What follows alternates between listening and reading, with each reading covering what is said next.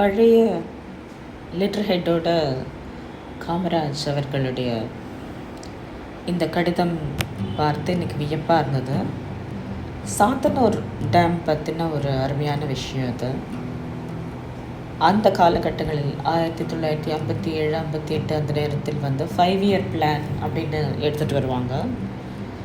So அந்த நேரங்களில் ஒதுக்கப்பட்ட நிதியை தவிர கரெக்டாக அந்த கட்டி முடிக்கிறது, அதற்கப்புறம் அந்த வேலைப்பாடுகள் சிறந்த முறையில் செய்த பொறியாளர்களுக்கு டைரெக்டாக சிஎம் அவர்களை பாராட்டிய விதம் அவருடைய எளிமையை காண்பிக்கிறது. இது ஒரு மிக பொக்கிஷமான இந்த கடிதம்.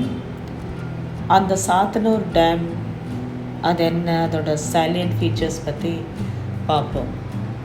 மிகவும் எளிமையான சீஃப் மினிஸ்டர்ஸ் தமிழ்நாட்டை ஆண்டிருக்கிறார்கள். நம்முடைய ரூலர்ஸ், அதுக்கு முன்னாடி கிங்ஸும் சரி, பல சிஎம் எளிமை மற்றும் திறன், அட்மினிஸ்ட்ரேஷன் எல்லாத்துலேயும் அவர்களிடமிருந்து உற்று நோக்கி கற்றுக்கொள்ள பல உள்ளன நமக்கு.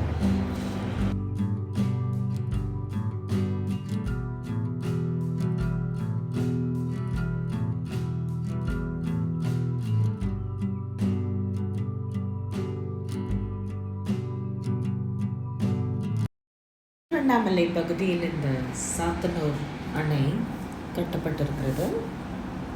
அது 30 அடி உயரமும் 1250 மீட்டர் அதோடைய லெங்க்த்து. தென்பெண்ணை ஆறு அதன் மீது தான் இந்த சாத்தனூர் அணை கட்டப்பட்டிருக்கிறது. அதனுடைய கெப்பாசிட்டி பார்த்திங்கன்னா 7321 மில்லியன் கியூபிக் ஃபீட், அதாவது 119 அடி. அது ஃபுல் ரிசர்வாயர் லெவல். 3வது லெவலில் அதாவது தமிழ்நாட்டில் இந்த அணை சொல்லுகிறார்கள். ஸோ கொடுக்கப்பட்ட நேரம் மற்றும் நிதி எல்லாத்துலேயும் மிக அழகாக மிச்சப்படுத்தி இந்த சாத்தனூர் அணையை பில்ட் பண்ணாங்க. அங்கே ஒரு crocodile ஃபார்மு, ஆக்டிவ் இடங்கள், பொட்டானிக்கல் கார்டன் நம்ம இதில். ஸோ சுற்றுப்புறம் என்டர்டெயின்மெண்ட்டுக்கு பார்க்குற அளவு கூட அழகான விஷயங்கள் அங்கே கட்டப்பட்டிருக்கிறது. இந்த சாத்தனூர் அணையில் நிறையா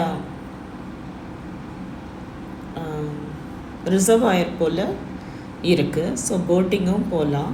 இது ஒரு சுற்றுலாத்தலமாகவும் இருக்குது, இது ஒரு என்ஜினியரிங் மார்வலாகவும் இருக்குது. அதனால தான் இது விசேஷமாக இருக்குது. அந்த பழைய விஷயங்களில் முதலமைச்சர்களுடைய அந்த எளிமையும் சரி, நிர்வாகத்திறனும் சரி நம்மை வியக்க வைக்கின்றன. அதற்காக தான் இதை நான் ஷேர் பண்ணேன். ஸோ நமக்கு டைம் கிடைக்கும் பொழுது நம்மளும் இந்த காவிரி, தென்பெண்ணை அந்த மாதிரி ஒரு நதிக்கும் ஒரு விசேஷம் இருக்குது தமிழ்நாட்டில். அதை பற்றி நம்ம தெரிஞ்சுக்குவோம். நம்முடைய நிலம், பாரம்பரியம் இதனை போற்றி புகழ்வோம். நன்றி, வணக்கம்.